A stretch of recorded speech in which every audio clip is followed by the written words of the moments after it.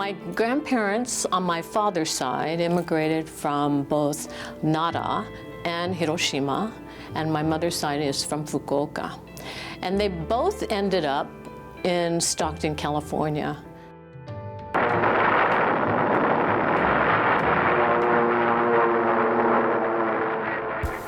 That very day, my grandfather Hayashino was picked up by local authorities, by I think the police and FBI, and he was taken to county jail. And eventually, as all Japanese Americans on the West Coast, they were rounded up, they were sent, they reported to the Stockton Buddhist Church, and then eventually were at the San Joaquin County Fairgrounds, and then sent to Aurora, Arkansas. My grandmother gave birth to my uncle, who was the 5th child in the family, in the horse stall.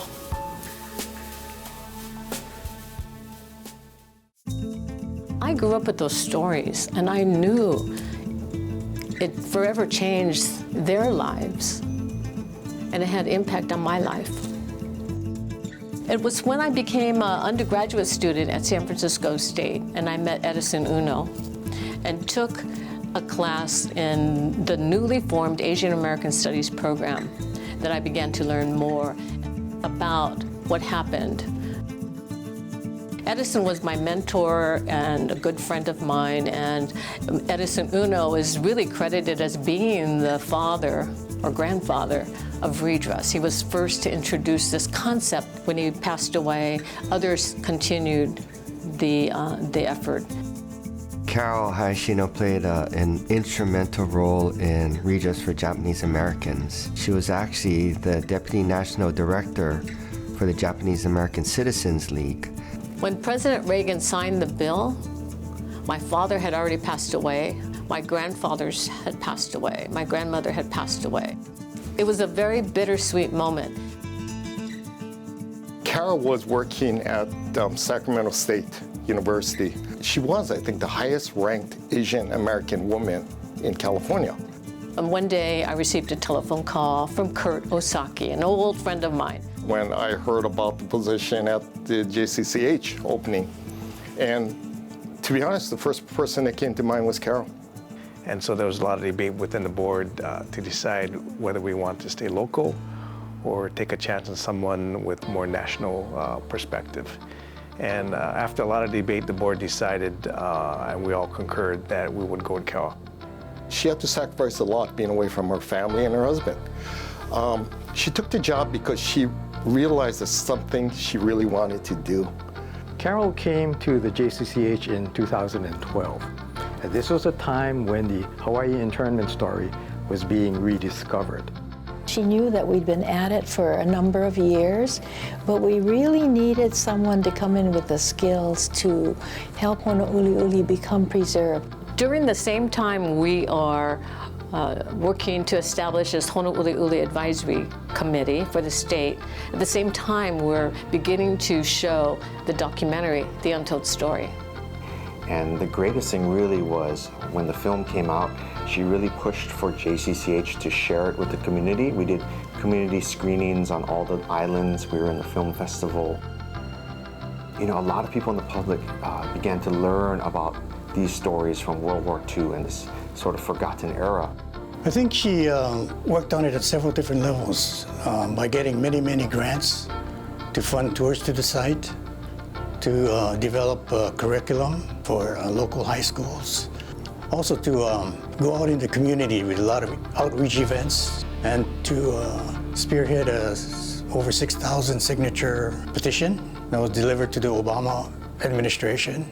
And in 2015, again, through her leadership, her tenacity, was able to get President Obama to designate Honouliuli as a national monument. And that puts us on a more national and global scale. So that to me was very important in what she brought to the JCCH, more than just a local entity here in Hawaii. She brought Ellison Onizuka's exhibit to JCCH. I got to see the moon rock. How exciting is that? And it's bringing the the center to a modern day. She was able to keep his story alive, not just for his family, but for our rich history about a very, very prominent Japanese American. Last year was the 150th anniversary of the arrival of Japanese immigrants to Hawaii. And Carole took the occasion to invite a very diverse group of people, over 50 of them, to JCCH to share in the celebration. These were individuals who were living descendants of a single Ghanaian Mono immigrant. Many of them learned the story of Japanese immigration for the first time. And we began then to do interviews of various family members, and it's kind of word of mouth. You talk to one person, it leads to another person, it leads to another person, it leads to another person. And that's how the video and the oral histories of the Ghanaian Mono descendants really began to grow and come together. In 2018, Hayashino personally greeted Japan's Prince Akishino and his wife Princess Kiko when they visited Honolulu to participate in the 150th anniversary of Ghanaian Mono.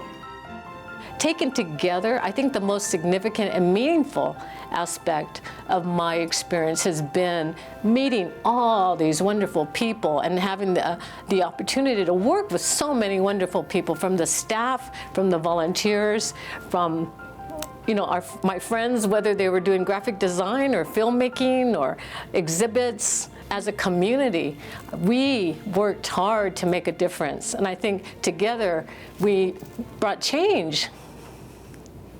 She's a great communicator, a great planner. She just was in the right place at the right time, the right person. Carole made people believe in things, believe in that we could do things that we never expected to do.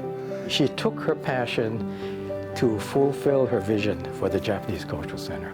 I think she really has courage, because it really didn't matter how difficult. She would always take it on and work through it. I think she was the perfect person for the Culture Center. She was the right president at the right time. I hope that we can still have a little piece of Carole in Hawaii, and hey, maybe she'll do another project that's down the road. I really hope that she'll come back to Hawaii and we can do a few more projects together, because I really feel like there are more stories out there that we need to share. An honor to call you a true friend and sister.